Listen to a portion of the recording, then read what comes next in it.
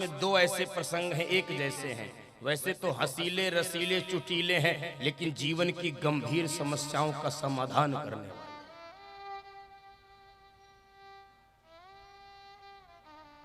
जीवन की गंभीर समस्याओं का समाधान करने वाले ये प्रसंग हैं बंधुओं माताओं। दोनों प्रसंग एक जैसे हैं। सूर्पणखा का प्रसंग, नारद मोह का प्रसंग। विस्तार से किसी योग्य महापुरुष के चरणों में बैठकर सुनिएगा, कभी अवसर मिले तो। देखो, नारद जी और सूर्पणखा दोनों शादी करना चाहते थे और दोनों की फजीहत हुई। एक को लड़की ने रिजेक्ट किया, एक को लड़के ने रिजेक्ट किया। एक को लड़की ने मना कर दिया, एक को लड़के ने मना कर दिया। शादी दोनों चाहते थे, शादी दोनों चाहते थे।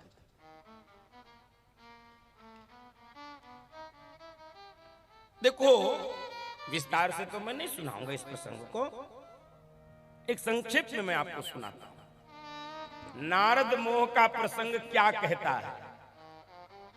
देखो, नारद जी के अंदर काम बढ़ा, क्रोध बढ़ा और लोभ बढ़ा। हम सब के भीतर भी बढ़ता है, हम सब के भीतर भी काम बढ़ता है, क्रोध बढ़ता है, लोभ बढ़ता है बंधु माताओं। और हम सब के भीतर ये तीनों होता बंधु माताओं। मेरी बात थोड़ी अटपटी लग सकती है। कोई यदि कहे कि मेरे अंदर काम नहीं है, क्रोध नहीं है, लोभ नहीं है, समझ लेना संसार का सबसे झूठा आदमी है। ये हो नहीं सकता, सबके भीतर होता है। लेकिन नारद जी की रक्षा कैसे हुई?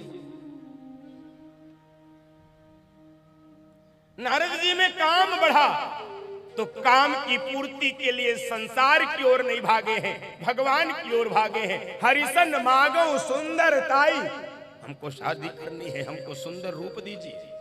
और हमारे अंदर जब काम बढ़ता है तो हम संसार की ओर भागते हैं। नारद जी के अंदर लोभ बढ़ा तो भगवान की ओर भागे हैं। आपन रूप देहु प्रभु मोही, मुझे अपना रूप दीजिए, मुझे शादी करनी है। और हम अपना लोभ पूरा करने के लिए संसार की ओर भागते हैं। और बंधुओं माताओं, नारद जी के भीतर जब क्रोध भी बढ़ा है तो क्रोध को पूरा करने के लिए भगवान की ओर भागे। ऐ विष्णु के बच्चे, तुझे देख लूंगा, देहु श्राप की मरी हो जाए। और हम अपने क्रोध को पूरा करने के लिए संसार की ओर भागते हैं। बंधुओं माताओं, काम, क्रोध और लोभ सबके भीतर होता है, होना भी चाहिए। मेरी परिभाषा थोड़ी विचित्र है। काम नहीं होगा तो संतानोत्पत्ति कैसे होगी? लोभ नहीं होगा तो जीवन में विकास कैसे होगा? क्रोध नहीं होगा तो जीवन में तेजस्विता कैसे होगी? तीनों चाहिए, तीनों चाहिए।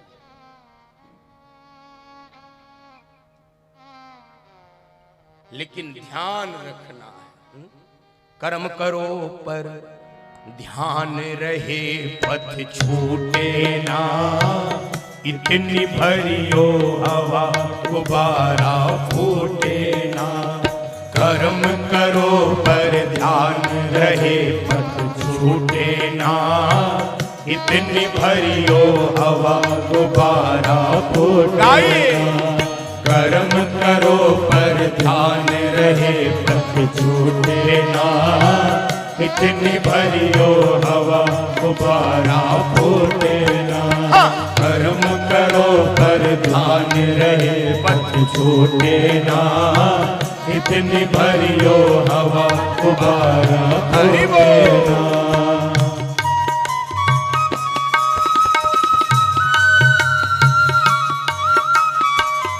काम, क्रोध, लोभ ये बुरा नहीं है, बस हमको भान रहे, उसकी मात्रा संयमित रहे, संतुलित रहे, नियंत्रित रहे।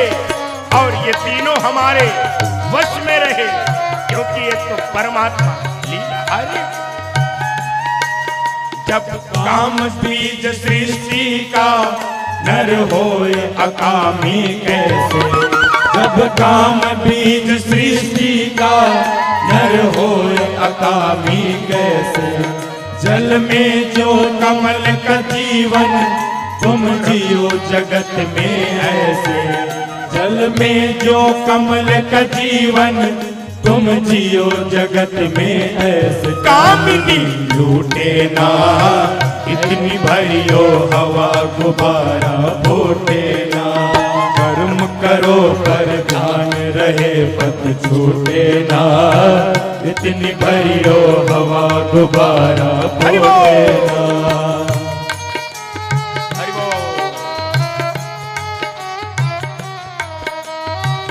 काम भी बुरा नहीं है, क्रोध भी बुरा नहीं है, लोभ भी बुरा नहीं। हरि बोल।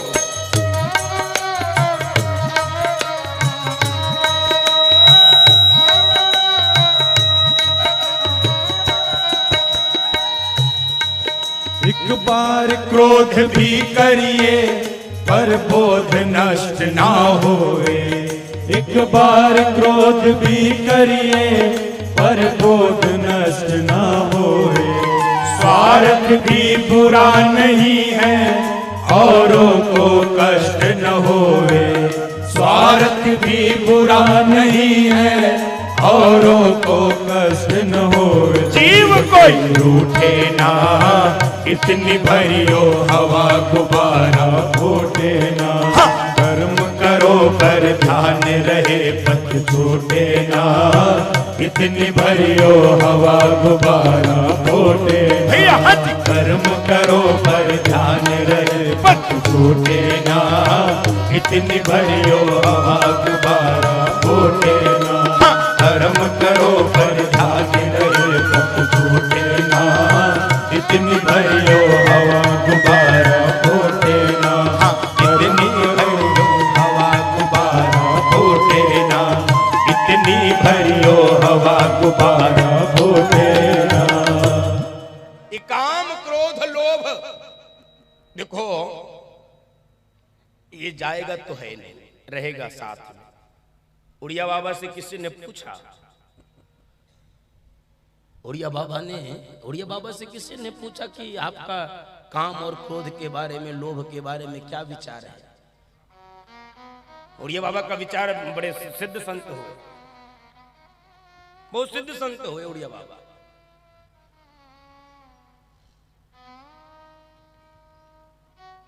उन्होंने कहा देखो, दिल्ली से लाहौर तक सोने की सड़क बना दी जाए और मुझसे कहा जाए कि उड़िया बाबा ये तेरा है, हो सकता है मैं मना कर दूं कि नहीं मुझे नहीं चाहिए, क्या करूंगा इतना सोना।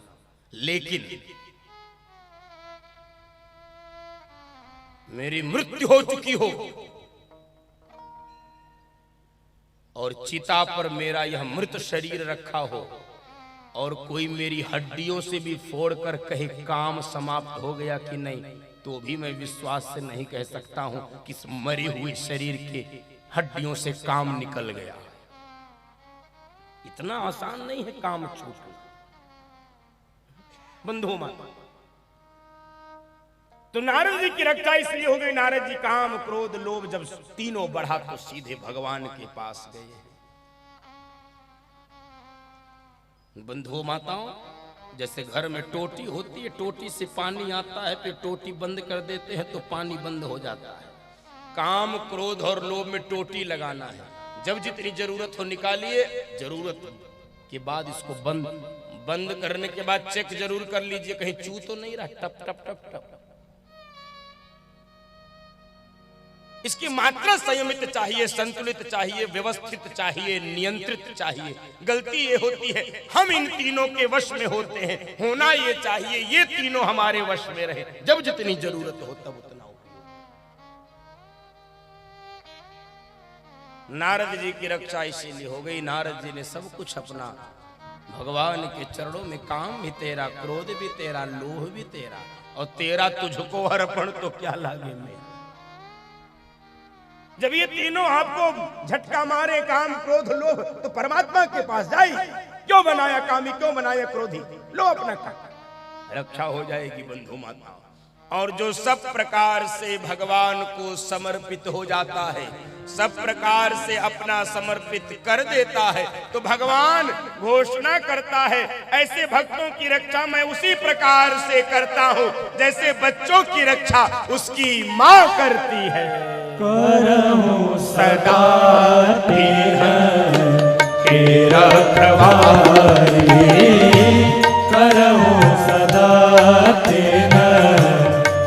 रखवारी जिमि बालक वही महतारी जिमि बालक वही महतारी। ऐसे बालक की रक्षा में उसी प्रकार से करता हूं, ऐसे भक्तों की रक्षा में उसी। देखो ये जो महतारी शब्द है बहुत सुंदर है। महतारी जो काम बच्चों के लिए करती वो बाप कभी नहीं कर सकता। अच्छा भगवान ये भी तो कह सकते थे ऐसे भक्तों की रक्षा हम करेंगे बाप जैसे, जिम बालक राखे ही बाप। भगवान ने बाप नहीं कहा क्योंकि बाप की स्थिति भगवान जानते हैं भली भांति। ये जितने भी बाप होते हैं, बाप कैटेगरी के जो भी रिश्ते, बाप दादा नाना काका फुफ्फा मौसा अंकल डंकल, ये जो भी हैं, ये बच्चे को प्रेम तो करते हैं। बच्चे को खिलाते कब है, बच्चे को कब दुलारते हैं? जब मैया बढ़िया दूध पिला देती है, नहला धुला देती है, टीका ढिठौना लगा देती है, बढ़िया कपड़ा पहना देती, तब इनका प्रेम जगता है। आज खूब खिलाए। अब मान लो उसने कुछ कर दिया गुनगुना सा, सब खराब कर दिया। एक क्षण भी नहीं पकड़ सकते, नहीं बदल सकते कपड़ा उसका, फिर वो माँ बदलेगी। भगवान जानता है कि बाप छोड़ देगा, माँ कभी नहीं छोड़ती है। बंधुओं माताओं, पूरी पूरी रात जागती रहती है, देखती रहती है बच्चा सोया कि नहीं। और पूरी रात ठंड की रात में बच्चा बिस्तर खराब करता है, कपड़े बार बार बदलती है, बच्चे को सूखे पे सुलाती है और अपने को गीले पे सुलाती है। ऐसा दुनिया में कोई नहीं कर सकता है जो माँ अपने बच्चों के लिए कर देती हो। संसार में कोई नहीं कर सकता, कोई नहीं। भगवान ने कहा कि हम अपने भक्तों की रक्षा माँ जैसे। और भगवान की घोषणा कभी झूठी नहीं होती बंधुओं माताओं। भगवान यदि घोषणा करता है तो भगवान पूरी करता। उनकी घोषणा, क्षमा करना, नेताओं की तरह नहीं होती। उनकी घोषणा एकदम अक्षरशः सत्य होती है। जो कहते हैं वो करते हैं। अनन्यास चिंतयन्तो माम ये जनाः पर्युपासते तेषां नित्याभियुक्तानां योगक्षेमं वहाम्यहम्। याद करो महाभारत का युद्ध। महाभारत के युद्ध में कौरव और पांडवों की सेनाएं आपस में लड़ रही थी, कट रही थी, मर रही थी। दुर्योधन को लगता है पांडवों के बाण से, अर्जुन के बाण से पूरी कौरव सेना समाप्त हो जाएगी। भीष्म पितामह के पास गया, ए दादा सेनापति हमारे हो लेकिन लगता है मिल गए हो पांडवों से। क्यों? अरे देख नहीं रहे हो दुर्दशा? कहीं अर्जुन के बाण से मैं भी मारा गया तो?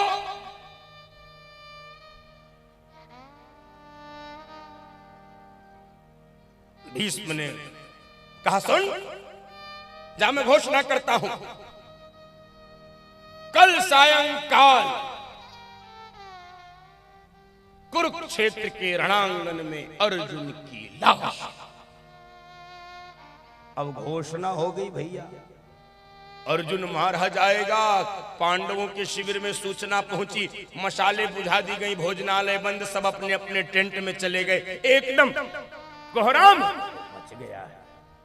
अब क्या होगा? अर्जुन ही नहीं होगा तो महाभारत के युद्ध का क्या होगा? बंधुओं माताओं सब अपने टेंट में चले गए, अर्जुन भी अपने टेंट में चला गया। सब सो रहे हैं। रात के 2 बजे भगवान द्वारिका नाथ चिंतित विचरण कर रहे हैं शिविर के बाहर। अर्जुन को मरवाया नहीं जा सकता, भीष्म प्रतिज्ञा टलवाई नहीं जा सकती, क्या किया जाए? सूर्य टरई, चंद्र टरई, टरई जगत व्यवहार, भीष्म प्रतिज्ञा कौन टालेगा? बड़े चिंतित है, परेशान है भगवान श्याम सुंदर द्वारिका नाथ। और सोचे कि चलो देख के आते अर्जुन क्या कर रहा है इस स्थिति, अर्जुन की मन स्थिति क्या होगी इस समय। बंधु माताओं, अर्जुन की मन स्थिति चेक करने के लिए भगवान अर्जुन के शिविर के बाहर सो रहा है। एक भी उत्तर नहीं दिया। भगवान टेंट में प्रवेश किया, अर्जुन खर्राटे लेकर सो रहा था। भगवान ने कहा अर्जुन, चौंका, प्रभु आप 2 बजे? तुझे नींद आ रही है? हाँ प्रभु, युद्ध करते करते दिन भर थक जाता हूं, बहुत शरीर थक गया, बहुत अच्छी नींद आई।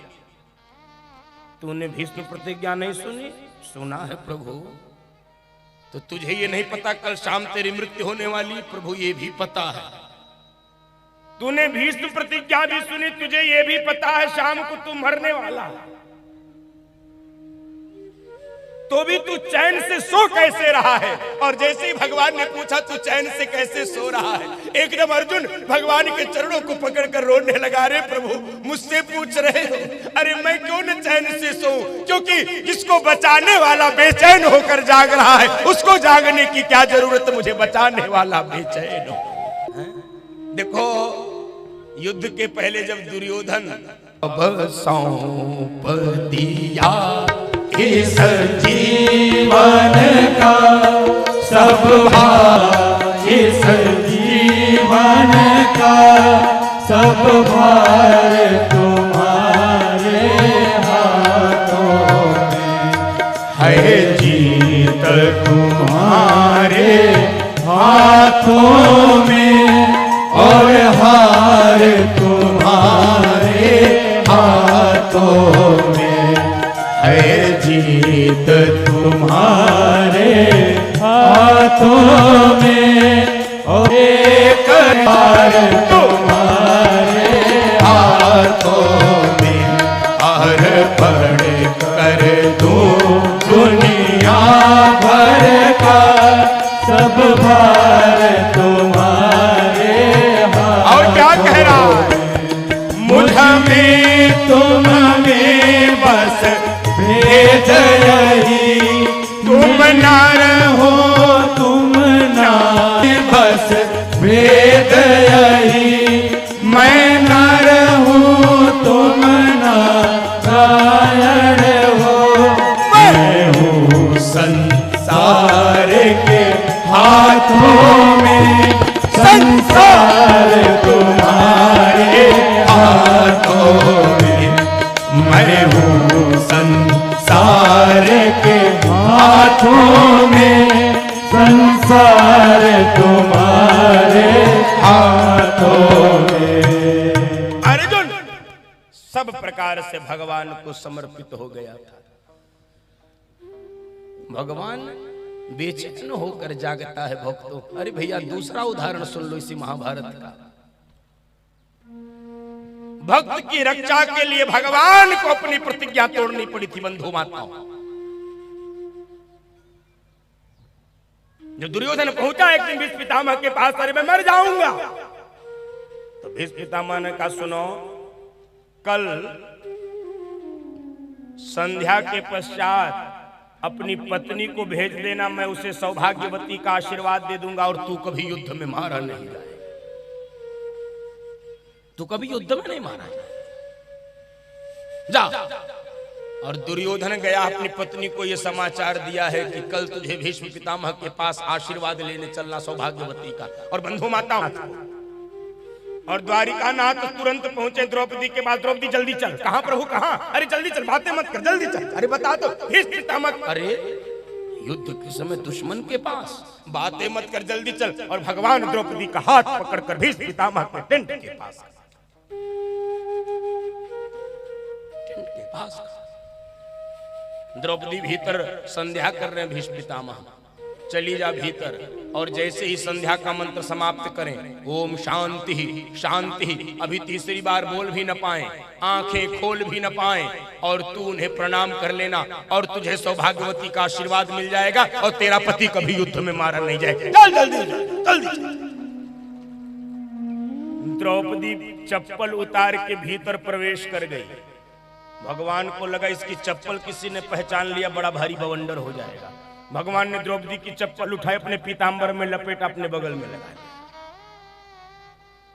कल्पना कर। और भगवान को लगा यदि मुझे भी किसी ने देख लिया तो और बड़ा भारी बवंडर हो। भगवान एक पेड़ की ओट में जाकर छिप गए। और इधर दुर्योधन की पत्नी तो अभी ब्यूटी पार्लर गई थी, वो आ ही नहीं पाई। द्रौपदी भीतर है भीष्म पितामह संध्या का मंत्र समाप्त कर रहे, ओम शांति शांति, और ये एकदम साष्टांग दंडवत, दादा आपकी कुलवधू आपके श्री चरणों में प्रणाम करती है। इनको लगा दुर्योधन की पत्नी आई होगी, बंद आंखों से, बेटा सौभाग्यवती भव, बेटा सौभाग्यवती भव, बेटा सौभाग्य। एक बार प्रणाम नहीं किया, 2 बार, दादा आपकी कुलवधू आपके श्री चरणों में, बेटा सौभाग्यवती भव। तीसरी बार, दादा आपकी कुलवधू आपके श्री चरणों में प्रणाम, बेटा सौभाग्य। चौथी बार, दादा आपकी कुलवधू आपके श्री चरणों, बेटा सौभाग्य। 5वीं बार, दादा, जैसे ही 5वीं बार कहा है, भीष्म पितामह का माथा ठनक गया। उनको लगा ये दुर्योधन की पत्नी तो नहीं हो सकती, उसको तो एक ही बार प्रणाम करने में नानी याद आती, जरूर कुछ गड़बड़ है। बंद आंखों से पूछ लिए, बेटा तू है कौन? और 5वीं बार कह दिया द्रौपदी ने, दादा आपकी कुलवधू पांचाली आपके श्री चरणों में प्रणाम करती है, मैं पांचाली हूं। और सुनते ही भीष्म पितामह जैसे संगमरमर की मूर्ति गिर जाए, धड़ाम से गिर गए। बेटा तूने क्या किया? तूने युद्ध का फैसला आज मेरे टेंट में कर दिया है। कल से कुरुक्षेत्र के रणांगन में नकली महाभारत का युद्ध खेला जाए, लेकिन तुम मेरे पास आई कैसे? और जैसे ही भीष्म पितामह ने पूछा तू आई कैसे है, द्रौपदी कहने लगी, मुझे गोविंद लेकर आए हैं, द्वारिका नाथ लेकर आए हैं। और सुनते ही भीष्म पितामह बाहर भागने लगे, ओ गोविंद, ओ गोपाल, कहाँ हो? दर्शन दो, दर्शन दो हे गिरिधारी। और भगवान पेड़ की ओट से बाहर आए हैं।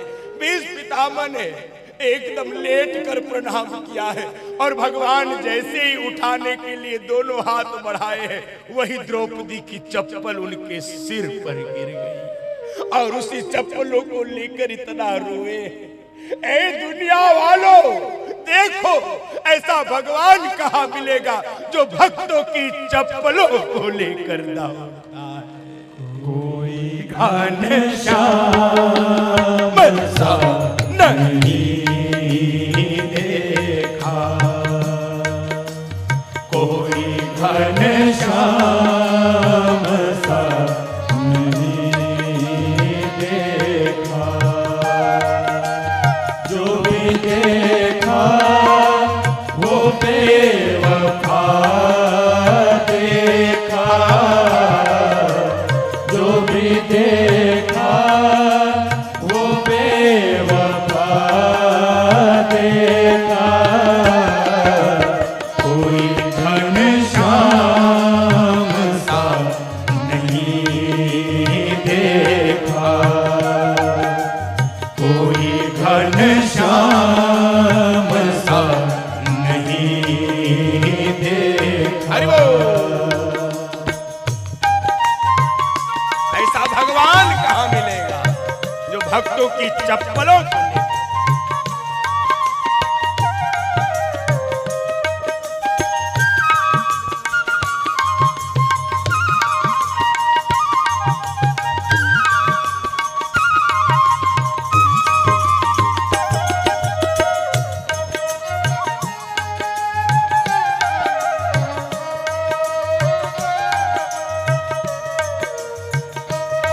क्या किया प्रभु ने? हरि बोल।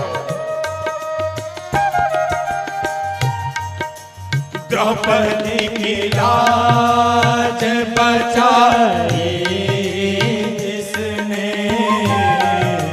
द्रौपदी की लाज बचाई जिसने, द्रौपदी की लाज बचाई जिसने, द्रौपदी की लाज बचाई जिसने, श्याम साड़ी में था छिपा देखा। सारी बिच नारी है कि नारी बिच सारी है कि सारी ही की नारी है कि नारी ही की सारी। श्याम साड़ी में था छिपा देखा, जो भी देखा वो बेवफा देखा, जो भी देखा वो बेवफा देखा। कोई घनश्याम सा नहीं देखा, कोई घनश्याम सा नहीं देखा, कोई घनश्याम सा नहीं देखा, कोई घनश्याम सा नहीं देखा, कोई घनश्याम सा नहीं देखा। बंधु माताओं, नारद जी की रक्षा हो। क्यों? क्योंकि नारद जी ने सब कुछ समर्पित कर दिया। नारद जी ने सब कुछ समर्पित कर दिया, और जो सब कुछ समर्पित कर देता भगवान उसकी रक्षा करता है। क्योंकि औषधि फेंक कर आए थे, भगवान शंकर ने कहा था वो घटना पूरी सुनी होगी, इनको कैसे अपनी तपस्या का अहंकार, कई बार सद्वृत्तियों का भी अहंकार हो जाता, सद्गुणों का भी अहंकार हो जाता है, ये भी घातक है। काम भी मुझे हिला नहीं पाया। भगवान शंकर ने कहा था सबको तो बता दिया, विष्णु को मत बताना। नहीं माने, परिणाम फंस गए विश्वमोहिनी के चक्कर में। तो चूंकि दवाई फेंक कर आए थे, अब पूछे मुझे क्या करना, तो उत्तर मिला है जब पहुंच जाए शंकर सतनाम, होई है हृदय तुरत विश्राम। जाओ भगवान शंकर का नाम जपो, और यहां से नारद जी की रक्षा हुई।